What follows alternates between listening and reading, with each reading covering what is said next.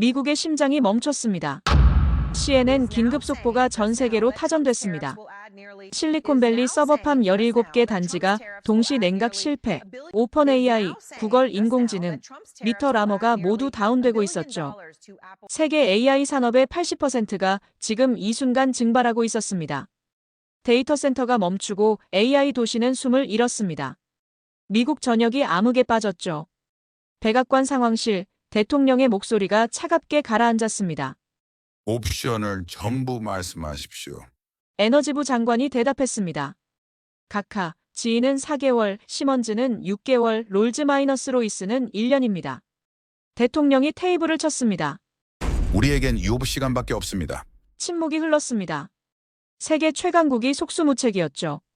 그때 국무장관이 한 장의 문서를 조심스럽게 밀었습니다. 대한민국 긴급 공급 제한 -48일 내 완료 가능. 대통령의 눈빛이 흔들렸습니다. 그 작은 나라가 우리를 구한다는 겁니까? 대한민국 말고는 방법이 없습니까? 워싱턴의 긴급 보고서, 백악관에 봉인된 파일 속에서 낯선 이름이 반복되고 있었습니다. 한국. 그리고 한 줄의 문장이 모든 것을 말해주고 있었죠. 4개월 내 복구 가능. 단 한국이 허락한다면. 세상은 묻기 시작했습니다. 도대체 한국은 어떤 불을 손에 쥔 겁니까? 그 답을 알기 위해선 3개월 전으로 돌아가야 합니다. 워싱턴 DC. 에너지부 회의실 한 남자가 한국의 제안서를 비웃던 바로 그 순간으로 말입니다. 저는 한국 기술을 처음 본 날을 기억합니다. 저는 웃었습니다. 아니, 비웃었습니다. 세계 최고 기술 강국 미국의 수석 엔지니어로서 30년간 쌓아온 자부심으로 단언했습니다. 이건 사기입니다. 사기. 그리고 이것은 제가 30년 확신을 무너뜨리고 미국이 무릎 꿇는 것을 목격한 이야기입니다. 유나이티드 스테이츠가 무너지고 있습니다. 펜티간 지하 전략사령부 두께 3m. 콘크리트 벽으로 둘러싸인 그곳에서 별 4개를 단 장성의 목소리가 처음으로 갈라지는 순간이었습니다. 동부 17개 주에 걸쳐 펼쳐진 인공지능 심장부가 지금 이 순간 동시에 마비되고 있었습니다. 구글, 애머잔, 미터, 마이크로소프트라는 이름들, 세계를 지배하던 그 거대한 제국의 이름들이 지금 용광로 속에서 천천히 녹아내리고 있었습니다. 대한민국 말고는 방법이 없습니까? 그 질문이 회의실을 가득 메웠을 때 답하는 사람은 아무도 없었습니다. 다만 침묵만이, 그리고 유나이티드 스테이츠. 역사상 처음 느껴보는 뼈저린 수치심만이 그 넓은 회의실을 짓누르고 있었습니다. 저는 루카스 블레이드입니다. 미국 에너지부 선임 엔지니어이자 터빈 설계 분야에서 30년을 걸어온 전문가죠. MIT 박사이며 GE와 시먼즈 같은 세계 최고 기업들과 수십 개 프로젝트를 검증해왔습니다. 그런 제가 지금 이 회의실에서 믿을 수 없는 광경을 목격하고 있었습니다. 거대한 스크린 위로 붉은 경고등이 깜빡이며 떠오른 숫자들은 마치 미국이라는 제국의 사형선 고문처럼 느껴졌습니다. 필요 전력 2.3기가와트, 현재 공급은 1.7기가와트, 부족분 600메가와트라는 절망적인 숫자였습니다. 블레이드 박사 현재 상황을 설명해 주시겠습니까? 국방부 차관이 저를 쳐다보며 물었고 그의 눈빛 속에는 제가 30년 경력 동안 한 번도 본 적 없는 공포가 서려 있었습니다. 버지니아 일대 인공지능 데이터 센터 17개 단지 전체가 지금 동시에 냉각 시스템 한계점에 도달했습니다. 현재 서버 온도는 평균 89도이며 한계치인 95도까지 겨우 6도밖에 남지 않았습니다. 95도를 넘어서면 서버들이 연쇄 폭발하며 미국 인공지능 산업의 80%가 그 순간 증발할 것입니다. 회의실 안의 공기가 얼어붙었습니다. 남은 시간은 얼마입니까? 정확히 7시간 23분입니다. 예비 발전기는요? 이미 동부 지역 모든 예비 발전기가 최대 출력으로 가동 중입니다. 더 이상 없습니다. 지휘에 긴급 발주하면 되지 않습니까? 장성이 테이블을 치며 소리쳤지만 저는 고개를 저었습니다. 지휘 최단 납기는 4개월입니다. 4개월이라고요? 지금 7시간밖에 없다고 하지 않았습니까? 장성의 얼굴이 새하얗게 질렸습니다. 그래서 제가 지금 이 자리에 있는 겁니다. 국방부 차관이 차갑게 말하며 한 장의 보고서를 테이블 한가운데로 던졌습니다. 저는 떨리는 손으로 그 보고서를 집어들었습니다. 대한민국 DOOSAN ENERBILITY- 고효율 터빈 긴급 공급 제안서. 심장이 멎는 줄 알았습니다. 이게 대체 무슨 겁니까? 정확히 한 달 전 당신이 회의실에서 비웃으며 거부했던 바로 그 제안서입니다. 차관의 말에 기억이 칼날처럼 제 가슴을 찔러왔습니다. 한 달 전 워싱턴 DC 에너지부 회의실에서 박현우라는 한국 기술자가 조심스럽게 자료를 펼쳐 보이며 말했던 순간이 떠올랐습니다. 이것은 1900도 고온에서 작동하는 연소 터빈이며 효율은 63%입니다. 저는 그 말을 듣고 비웃었습니다. 30년 경력의 오만함으로 가득 찬 채로 말이죠. 박 박사님, 이 숫자들은 기본 물리 법칙조차 무시한 황당한 주장입니다. 그렇게 대단한 기술이라면 왜 세계적인 학술지에 발표하지 않았습니까? 이건 과장된 마케팅에 불과합니다. 제 말이 끝나자 회의실 미국 측 참석자들이 고개를 끄덕이며 동조했고 분위기는 냉랭하게 식어갔습니다. 박현우 박사는 아무 말 없이 자료를 천천히 챙겨들고 자리에서 일어났습니다. 그의 눈빛은 차가웠지만 묘한 확신으로 가득 차 있었습니다. 귀중한 시간 내주셔서 감사합니다. 그가 회의실 문을 나서는 뒷모습을 바라보며 저는 속으로 생각했습니다. 결국 또 하나의 허풍이었군. 그리고 저는 사무실로 돌아가 냉정하게 보고서를 작성했습니다. 기술적 타당성 전혀 없음. 승인 절대 불가. 그런데 지금 바로 이 순간 그 보고서가 제 손에 들려있고 그 종이는 마치 저를 조롱하듯 떨리고 있었습니다. 베트남 실증 데이터 확인했습니까? 차관의 질문에 저는 아무 대답도 할 수 없었습니다. 인도네시아 현장 데이터는요? 말문이 막혔습니다. 차관이 스크린을 켰고 그 순간 제 30년 경력이 송두리째 흔들리기 시작했습니다. 베트남 푸마이 발전소, 가동 6개월, 무정전 운영, 효율 63.1%. 인도네시아 SURABA와 EA, 가동 5개월, 가동률 98.3%, 효율 62.8%. 이게 진짜입니까? 제 목소리가 떨렸습니다. CIA가 직접 현장에 파견되어 6개월간 감시하며 확인한 데이터입니다. 모두 사실입니다. 어떻게 이럴 수 있습니까? 1900도를 견디는 금속은 존재하지 않습니다. 제가 30년 동안 배우고 가르쳐온 연력학의 기본 상식이었습니다. 초내열 합금이라고 합니다. 한국이 독자 개발한 신소재입니다. 1900도 고온 환경에서 6개월 이상을 견뎌냅니다. 차관이 다음 페이지를 넘겼습니다. 불가능한 숫자들이었습니다. 납기는 40일, 설치 완료까지 48일이라고 나와 있습니다. 지인은 4개월, 심원즈는 6개월입니다. 현재 미국을 살릴 수 있는 유일한 옵션은 대한민국뿐입니다. 저는 보고서를 내려다봤습니다. 터빈 제작에 40일이라는 게 말이 됩니까? 어떻게 40일 만에 제작한다는 겁니까? 차관이 다른 문서를 테이블 위로 밀었습니다. 사진 한 장이 제 눈앞에 펼쳐졌습니다. 거대한 창고 안, 천장까지 닿을 듯한 높이로 빼곡하게 쌓인 터빈들이 보였습니다. 한국은 우리의 답변을 기다리지 않았습니다. 우리가 그들의 제안을 거부한 바로 그날부터 그들은 생산 라인을 돌리기 시작했습니다. 우리가 비웃는 동안 그들은 준비하고 있었습니다. 차관의 목소리가 차갑게 가라앉았습니다. 왜 그랬습니까? 주문도 없이 왜 생산을 시작한 겁니까?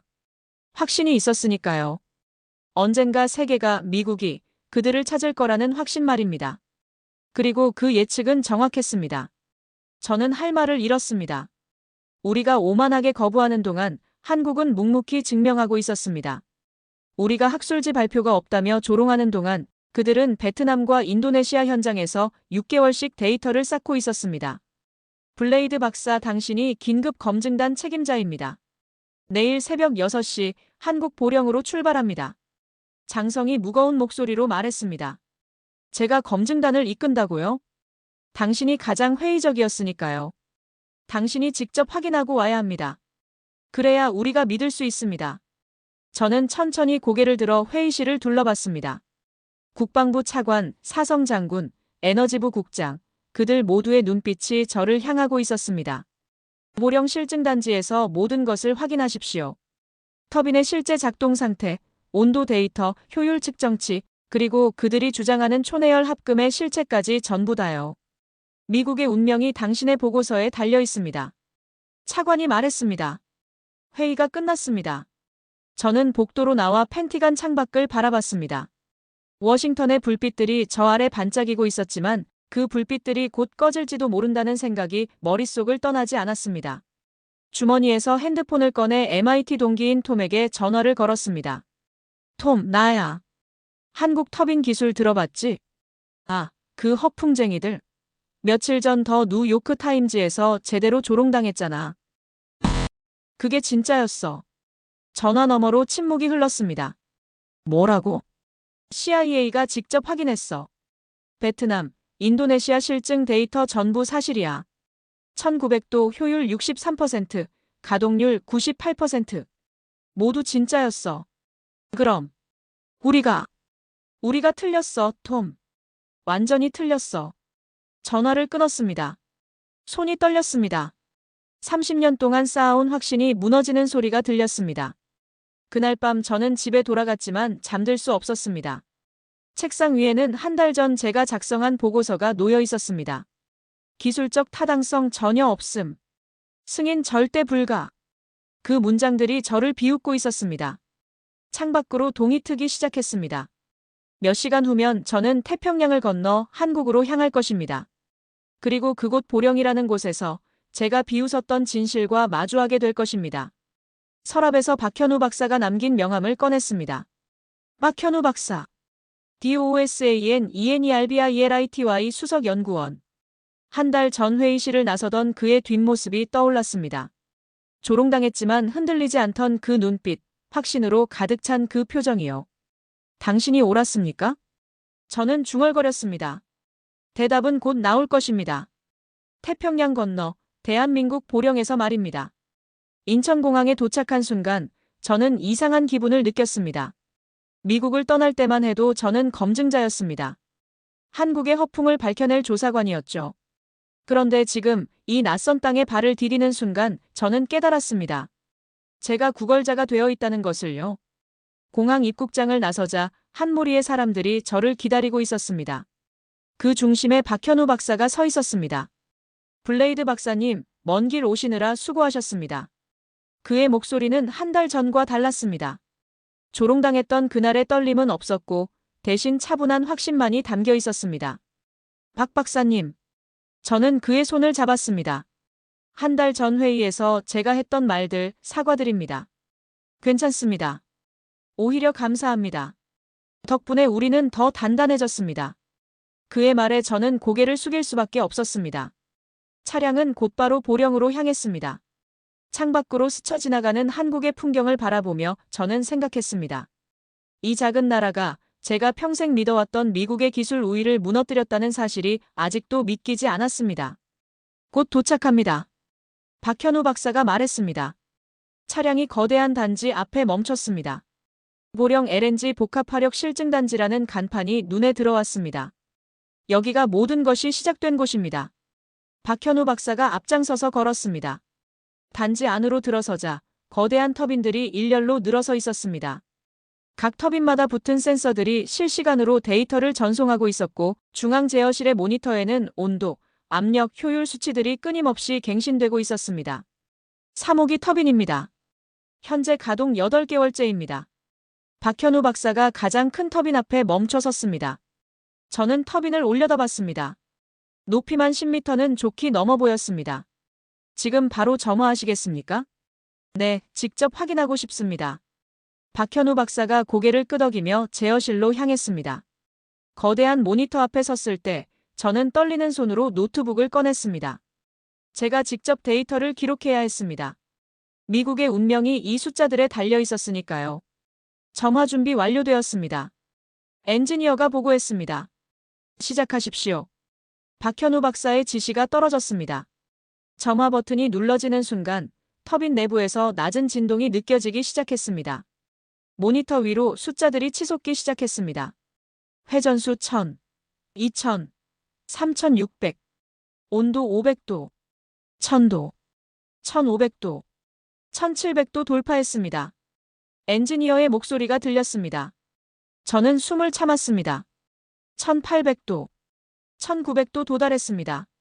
모니터 위의 숫자가 1900도에서 멈췄습니다. 그리고 그 온도는 흔들림 없이 유지되기 시작했습니다. 1분, 2분, 3분. 신분이 지나도 온도는 1900도를 정확히 유지했습니다. 효율 측정 시작합니다. 엔지니어가 키보드를 두드렸습니다. 모니터에 새로운 숫자가 떠올랐습니다. 효율 58.3%, 60.7%, 62.9%, 63.1%에서 안정화되었습니다. 저는 제 눈을 의심했습니다. 베트남과 인도네시아 데이터에서 봤던 바로 그 숫자였습니다.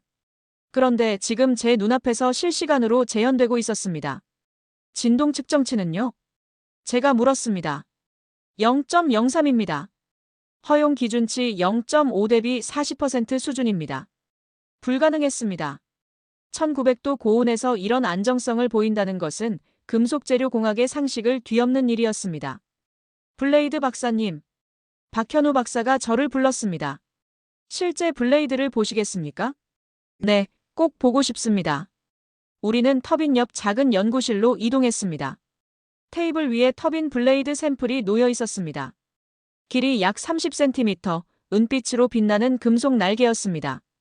이것이 1900도를 견딘 실제 블레이드입니다. 6개월간 가동했습니다. 박현우 박사가 말했습니다. 저는 장갑을 끼고 조심스럽게 블레이드를 들어 올렸습니다. 무게는 예상보다 가벼웠습니다.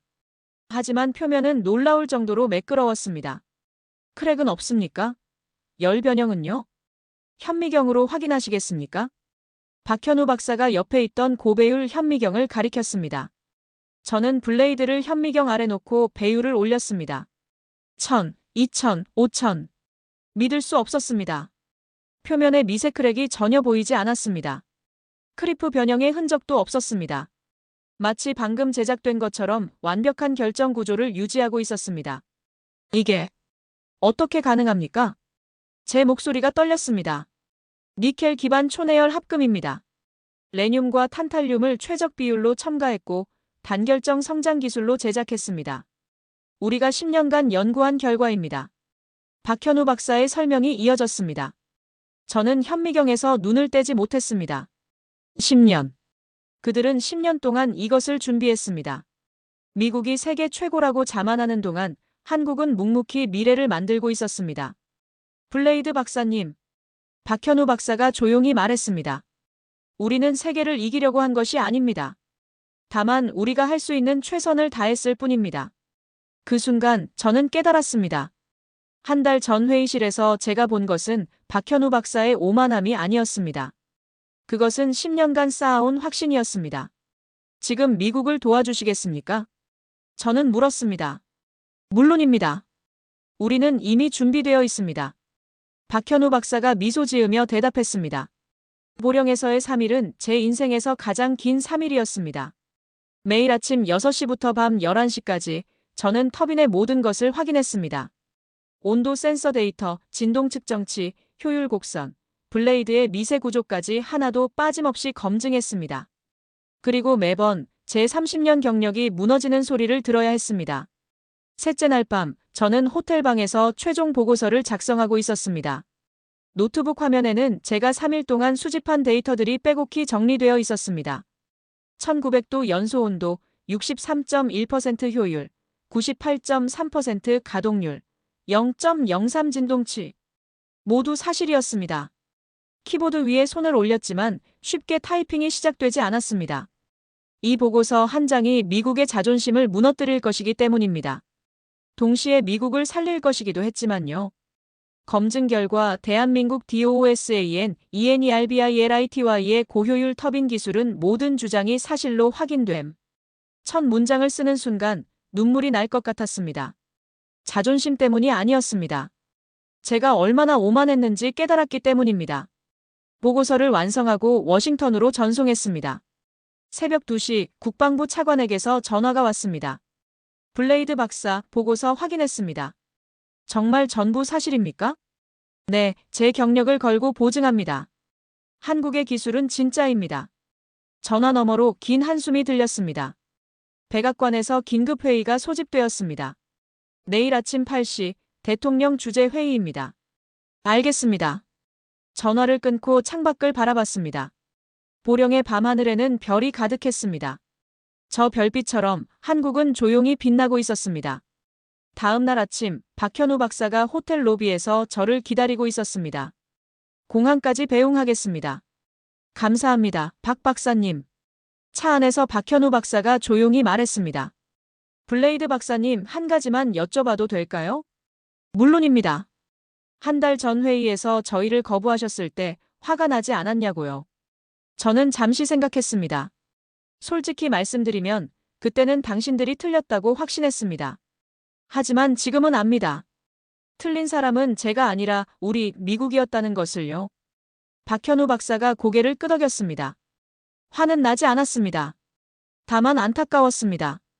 우리가 함께할 수 있었는데 그 시간을 낭비했다는 것이 말이죠. 이제라도 함께할 수 있지 않습니까? 물론입니다. 우리는 이미 준비되어 있습니다. 공항에 도착했습니다. 박현우 박사가 손을 내밀었습니다. 미국으로 돌아가시면 전해주십시오. 대한민국은 경쟁자가 아니라 동반자가 되고 싶다고요. 저는 그의 손을 꽉 잡았습니다. 꼭 전하겠습니다. 그리고 박 박사님, 한 가지 약속하겠습니다. 이번 일이 끝나면 저는 전 세계에 한국의 기술을 증언하겠습니다. 감사합니다. 비행기가 이륙했습니다. 창밖으로 한국 땅이 점점 멀어졌습니다. 저 작은 땅에서 세계를 바꿀 기술이 탄생했습니다. 13시간 후 저는 워싱턴에 도착했습니다. 공항에서 곧바로 백악관으로 향했습니다. 차 안에서 뉴스를 확인했는데 미국 언론은 여전히 한국을 조롱하고 있었습니다. 한국의 허풍 결국 거짓으로 드러날 것. 미국 기술 따라올 수 없어. 저는 씁쓸하게 웃었습니다. 곧 이 기사들이 얼마나 틀렸는지 세상이 알게 될 것입니다. 백악관 상황실에 들어섰을 때 대통령을 포함한 주요 강요들이 모두 자리하고 있었습니다. 블레이드 박사, 보고하십시오. 대통령이 말했습니다. 저는 노트북을 열고 데이터를 스크린에 띄웠습니다. 존경하는 대통령 각하, 그리고 참석하신 모든 분들께 보고드립니다. 대한민국 DOOSAN ENERBILITY의 고효율 터빈 기술은 모든 주장이 사실로 확인되었습니다. 회의실이 조용해졌습니다. 1900도 연소 온도, 63% 효율, 98% 가동률, 모두 제가 직접 현장에서 확인했습니다. 제 30년 경력을 걸고 보증합니다. 이 기술은 현재 세계 최고 수준입니다. 그렇다면 대통령이 입을 열었습니다. 우리는 한국과 계약해야 한다는 말입니까? 네, 각하. 그것만이 미국을 살릴 유일한 방법입니다. 긴 침묵이 흘렀습니다. 좋습니다. 국무장관, 즉시 한국 측과 접촉하십시오. 대통령의 결정이 떨어졌습니다. 그 순간 저는 알았습니다. 역사가 바뀌는 순간을 목격하고 있다는 것을요. 계약은 놀라울 정도로 빠르게 진행되었습니다. 백악관 회의가 끝난 지 48시간 만에 미국과 대한민국 사이에 긴급 공급 계약서가 체결되었습니다. 금액은 12억 달러, 납기는 40일, 설치 완료는 48일. 저는 그 계약서에 기술 자문으로 서명했습니다. 펜을 들었을 때 손이 떨렸습니다. 이 서명 하나가 미국의 자존심을 무너뜨리는 동시에 미국을 살리는 것이기 때문입니다. 블레이드 박사. 국무장관이 저를 불렀습니다. 당신이 현장 총괄 책임자입니다. 한국기술진과 함께 버지니아 설치 현장을 지휘하십시오. 알겠습니다. 일주일 후 인천공항 화물터미널은 전쟁터를 방불케 했습니다. 거대한 터빈들이 특수 제작된 컨테이너에 실려 화물기로 옮겨지고 있었습니다. 한 대당 무게가 15톤, 총 40대의 터빈이 미국으로 향할 예정이었습니다. 박현우 박사가 제 옆에 섰습니다. 준비되었습니까? 네, 모든 터빈이 최종 검수를 마쳤습니다. 지금부터 48시간 안에 전부 버지니아에 도착할 것입니다. 믿기지 않습니다. 정말 40일 만에 이 모든 것을 준비했다는 게 말입니다. 박현우 박사가 미소 지었습니다. 40일이 아닙니다. 블레이드 박사님. 10년입니다. 우리는 10년을 준비했습니다. 첫 번째 화물기가 이륙했습니다. 저는 그 모습을 바라보며 생각했습니다. 저 비행기 안에 실린 것은 단순한 터빈이 아니라 한국의 10년 땀과 눈물이라는 것을요. 이틀 후 버지니아 데이터 센터 현장. 거대한 터빈들이 하나씩 크레인에 매달려 제자리로 옮겨지고 있었습니다. 한국 기술진 50명과 미국 엔지니어 100명이 24시간 교대로 작업하고 있었습니다. 3호기 터빈 설치 완료. 5호기 배관 연결 시작. 8호기 전기 개통 점검 중. 현장은 쉴 틈 없이 돌아갔습니다. 저는 박현우 박사와 함께 중앙 제어실에서 전체 진행 상황을 모니터링했습니다.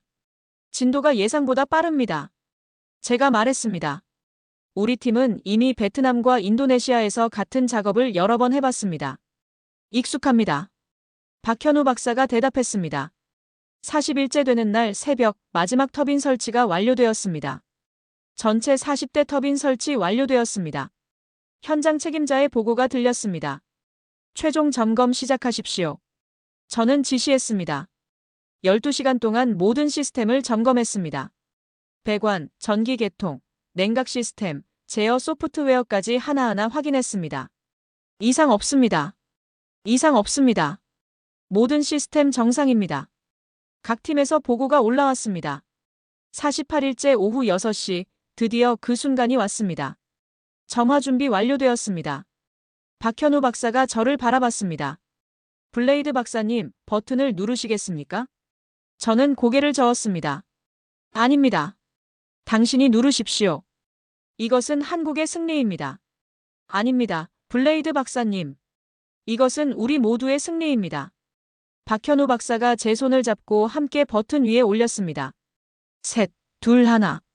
버튼이 눌러졌습니다. 40대의 터빈이 동시에 작동하기 시작했습니다. 낮은 진동이 바닥을 타고 올라왔고 모니터 위로 숫자들이 빠르게 치솟기 시작했습니다. 회전수 1000, 2000, 3600, 온도 1000도, 1500도, 1900도, 출력 10mW, 100mW, 500mW, 600mW. 목표 출력 도달했습니다. 엔지니어가 외쳤습니다. 그 순간 데이터 센터 건물 전체에 불이 들어오기 시작했습니다. 어두웠던 창문들이 하나둘 밝아지더니 마침내 건물 전체가 빛으로 가득 찼습니다. 서버 부팅 시작되었습니다. 냉각 시스템 정상 작동. 온도 하강 중. 89도에서 72도로 떨어지고 있습니다. 보고들이 쏟아졌습니다. 저는 창밖을 바라봤습니다. 48일 전 이 건물은 죽어가고 있었습니다.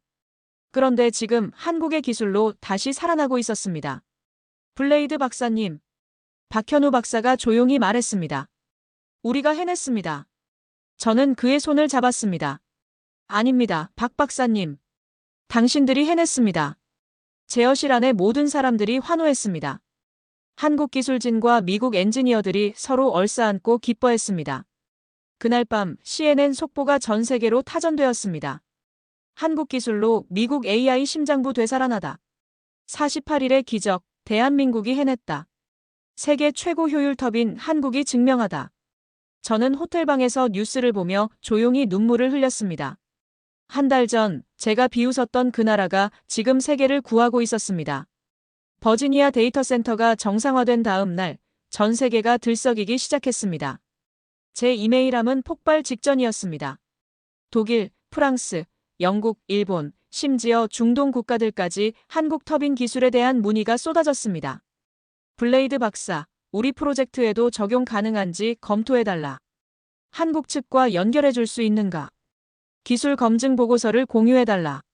모두가 한국을 찾고 있었습니다. 일주일 후, 저는 국방부 지하 브리핑룸에 다시 소집되었습니다. 별 4개 장성이 스크린을 켜며 말했습니다. 블레이드 박사, 새로운 문제가 생겼습니다. 무슨 문제입니까? 한국의 초내열 합금 기술입니다. 정보부 분석 결과 이 기술이 항공기 엔진에 적용될 경우 차세대 전투기 개발이 가능하다고 합니다. 스크린에 시뮬레이션 영상이 떴습니다. 한국의 초내열 합금을 적용한 제트 엔진이 기존 엔진 대비 30% 높은 추력을 내는 모습이었습니다. 이것이 현실화되면 동아시아 군사 균형이 완전히 무너집니다. 장성이 말했습니다. 저는 잠시 생각했습니다. 그래서 어쩌자는 겁니까? 한국을 막자는 겁니까? 감시해야 합니다. 기술 유출을 통제하고. 안 됩니다. 제가 단호하게 말했습니다. 블레이드 박사, 무슨 소립니까? 한국은 우리를 구했습니다. 48일 전 미국이 무릎 꿇을 뻔했을 때 그들이 손을 내밀었습니다. 그런데 이제 와서 감시하고 통제하자는 겁니까? 회의실이 조용해졌습니다. 저는 30년 동안 미국 기술이 세계 최고라고 믿었습니다. 하지만 틀렸습니다. 이제는 인정해야 합니다. 기술에는 국경이 없다는 것을, 그리고 협력만이 미래를 만든다는 것을 말입니다. 장성이 팔짱을 끼고 저를 바라봤습니다. 그렇다면 블레이드 박사는 어떻게 하자는 겁니까? 협력입니다. 한국과 공동 연구 프로젝트를 시작하십시오. 그들의 소재 기술과 우리의 시스템, 통합 기술을 결합하면 누구도 따라올 수 없는 차세대 엔진을 만들 수 있습니다.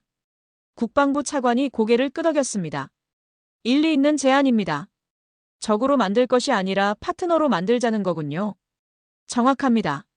장성이 잠시 생각하더니 입을 열었습니다. 좋습니다. 블레이드 박사, 당신이 한국 측과 협상하십시오. 공동 개발 프로포저를 만들어 오십시오. 일주일 후 저는 다시 인천공항에 도착했습니다.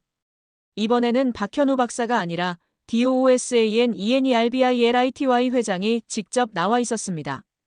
블레이드 박사님, 다시 오셨군요. 네, 회장님. 중요한 제안을 가지고 왔습니다. 우리는 서울 본사 회의실로 이동했습니다. 저는 노트북을 열고 프레젠테이션을 시작했습니다. 미국 국방부와 에너지부가 공동으로 제안합니다. 차세대 항공 엔진 공동 개발 프로젝트입니다. 한국의 초내열 합금 기술과 미국의 엔진 설계 기술을 결합하는 것입니다. 회의실이 조용해졌습니다. 박현우 박사가 물었습니다. 지적재산권은 어떻게 됩니까? 50대 50입니다. 모든 특허를 공동 소유하고 수익도 공평하게 나눕니다. 회장이 팔짱을 끼고 생각에 잠겼습니다. 블레이드 박사님, 솔직히 여쭤보겠습니다. 한 달 전만 해도 미국은 우리를 비웃었습니다. 그런데 지금 손을 내미는 이유가 뭡니까? 저는 잠시 망설였다가 솔직하게 대답했습니다. 두려워서입니다. 두려움이라고요? 네. 한국 기술이 두렵습니다. 하지만 동시에 존경합니다. 그래서 적이 아니라 동료가 되고 싶습니다. 회장이 박현우 박사를 바라봤습니다. 박 박사, 어떻게 생각하십니까? 박현우 박사가 천천히 고개를 끄덕였습니다. 좋은 제안이라고 생각합니다. 우리는 처음부터 경쟁자가 아니라 동반자가 되고 싶었습니다. 회장이 저를 똑바로 바라보며 말했습니다. 좋습니다. 받아들이겠습니다. 단 한 가지 조건이 있습니다. 말씀하십시오. 이 기술은 전쟁이 아니라 평화를 위해 사용되어야 합니다. 전투기를 만들더라도 그것은 방어용이어야 합니다. 저는 고개를 끄덕였습니다. 약속드리겠습니다. 그날 미국과 대한민국 사이에 역사적인 기술 협력 협정이 체결되었습니다. 다음 날 아침 전 세계 언론이 일제히 보도했습니다. 미국과 한국 차세대 엔진 공동 개발 협정 체결. 기술 패권 시대 끝나고 협력 시대 열리다. 한국 발전소에서 하늘로 날아오르다. 저는 서울 호텔 창밖을 바라보며 생각했습니다. 2달 전만 해도 저는 한국을 무시했습니다. 그런데 지금 한국은 세계를 바꾸고 있었습니다. 그리고 저는 그 변화의 증인이 되었습니다. 협정 체결 후 6개월이 흐른 어느 날, 저는 경남 창원에 있는 DOOSAN ENERBILITY 첨단 연구소에 서 있었습니다. 거대한 연구동 안에는 최첨단 장비들이 빼곡히 들어차 있었고, 한국과 미국 엔지니어들이 함께 작업하고 있었습니다. 블레이드 박사님, 이쪽입니다. 박현우 박사가 저를 소재 분석실로 안내했습니다. 벽면을 가득 채운 모니터에는 초내열 합금의 미세 구조가 실시간으로 분석되고 있었습니다. 원자 단위까지 들여다볼 수 있는 투과 전자 현미경 이미지였습니다. 이것이 차세대 항공용 합금입니다. 젊은 한국 연구원이 설명했습니다.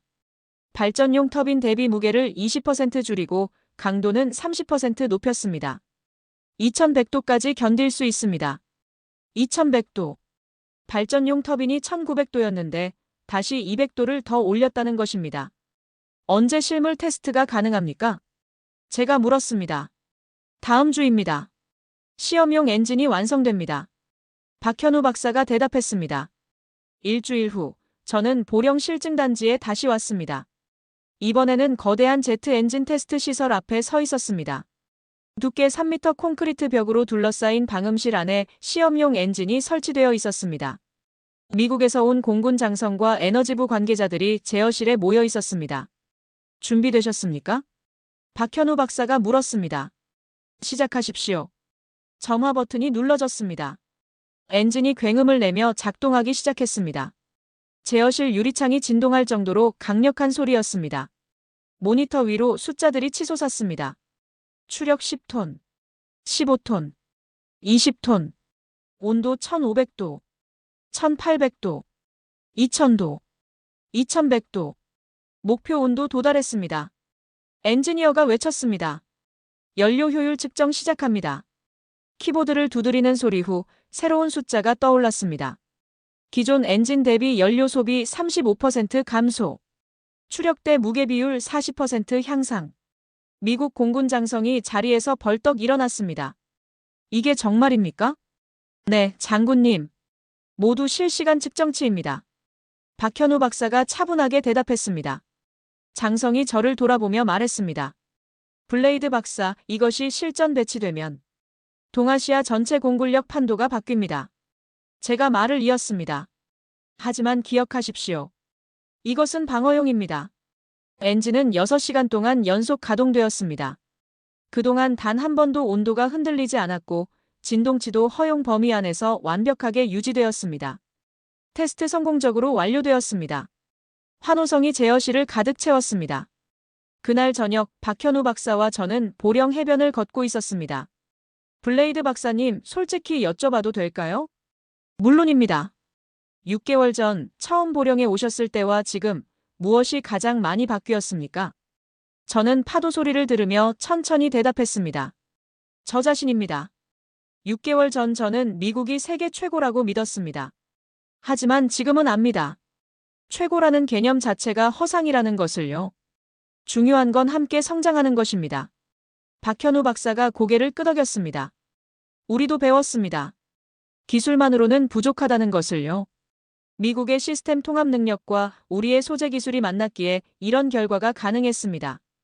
앞으로는 어떻게 될까요? 제가 물었습니다.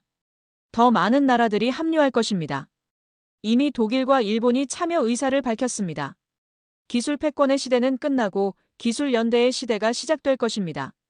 다음 날, 저는 워싱턴으로 돌아왔습니다. 국방부 대회의실에서 최종 보고회가 열렸습니다. 한미 공동 개발 차세대 항공 엔진, 모든 테스트 통과했습니다. 2100도 작동 온도, 기존 대비 35% 연료 효율 개선, 40% 추력 향상을 달성했습니다. 제 발표가 끝나자 박수가 터져나왔습니다. 블레이드 박사. 국방장관이 입을 열었습니다. 이 프로젝트의 성공으로 미국과 한국의 관계가 새로운 단계로 접어들었습니다. 당신의 공헌에 감사합니다. 감사는 한국에 전해주십시오. 그들이 진정한 주인공입니다. 회의가 끝나고 저는 사무실로 돌아왔습니다. 책상 위에는 각국 정부와 기업들로부터 온 협력 제안서가 쌓여 있었습니다. 터키, 인도, 폴란드, 브라질. 모두가 한국 기술을 원하고 있었습니다. 창밖으로 포토맥강이 보였습니다. 6개월 전, 이 창가에서 저는 한국을 비웃었습니다. 그런데 지금 세계가 한국을 주목하고 있었습니다. 핸드폰이 울렸습니다. 박현우 박사였습니다. 블레이드 박사님, CNN 보셨습니까? 아직입니다. 지금 켜보십시오. TV를 켰습니다. CNN 앵커가 말하고 있었습니다. 한국 터빈 기술, 전 세계로 확산 중. 베트남, 인도네시아에 이어 터키, 인도, 폴란드까지 계약 체결. 에너지 혁명이 한반도에서 시작되었습니다. 화면에는 한국 국기가 크게 떠 있었습니다. 저는 미소 지었습니다. 2달 전 제가 비웃었던 그 작은 나라가 지금 세계를 바꾸고 있었습니다. 그리고 저는 그 역사의 증인이자 동반자가 되었습니다. 1년이 흘렀습니다. 저는 지금 워싱턴 스미소니언 항공우주박물관 강연장에 서 있습니다. 500명이 넘는 청중 앞에서 에너지 혁명과 국제 협력이라는 주제로 강연하는 날입니다. 1년 전 저는 한국 기술자를 비웃었습니다. 1900도 터빈이라는 주장을 듣고 불가능하다고 단정했습니다. 제 30년 경력이 그렇게 말했습니다. 청중이 조용히 제 말을 들었습니다. 하지만 저는 틀렸습니다. 완전히 철저하게 틀렸습니다. 스크린에 보령 실증단지 사진이 떠올랐습니다. 1900도 터빈 효율 63%, 가동률 98% 모두 사실이었습니다. 그리고 48일 만에 한국은 미국을 구했습니다. 왜 가능했을까요? 그들은 10년을 준비했기 때문입니다. 다음 장면은 버지니아 데이터 센터가 다시 불을 밝히는 순간이었습니다. 하지만 더 중요한 것은 그 다음입니다. 한국은 승리를 독점하지 않았습니다. 대신 손을 내밀었습니다. 함께하자고 말했습니다. 스크린에 한미 공동 연구팀 사진이 떠올랐습니다. 지금 우리는 차세대 항공 엔진을 함께 개발하고 있습니다. 2100도 작동 온도, 35% 연료 효율 향상. 이것은 협력의 결과입니다. 세계 지도가 떠올랐습니다. 베트남, 인도네시아, 터키, 인도, 폴란드. 지금 23개 국가가 한국 기술을 도입했습니다. 한국은 기술 이전과 교육을 함께 제공하고 있습니다. 이것이 진정한 기술 리더십입니다. 독점이 아니라 공유, 지배가 아니라 협력입니다. 저는 목소리를 높였습니다.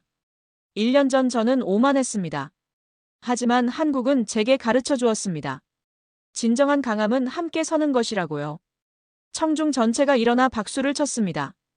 강연 후 한 젊은 한국 유학생이 다가왔습니다. 교수님, 저도 언젠가 세계를 바꾸는 기술을 만들고 싶습니다. 할 수 있습니다. 당신 나라가 이미 증명했으니까요. 그날 저녁 박현우 박사와 화상 통화를 했습니다. 오늘 강연 잘 봤습니다. 감동적이었습니다. 솔직한 고백이었습니다. 앞으로 계획은 해상풍력과 수소에너지입니다. 멈출 수 없습니다. 세계가 기다리고 있으니까요. 통화를 끊고 저는 창밖을 바라봤습니다. 책상 위에는 각국에서 온 협력 제안서들이 쌓여 있었고 그중 한 통이 눈에 들어왔습니다. 대한민국 정부 초청 - 국제에너지 협력 포럼 기조연설 요청. 미소가 지어졌습니다. 다음 달 저는 서울에서 기조연설을 할 예정입니다. 제목은 기술 패권에서 기술 연대로 - 한국이 보여준 새로운 길입니다. 창밖으로 한국 방향에서 해가 떠오르고 있었습니다. 새로운 시대가 시작되고 있었습니다. 기술 패권의 시대가 끝나고 기술 연대의 시대가 열리고 있었습니다. 그리고 그 중심에 대한민국이 서 있었습니다.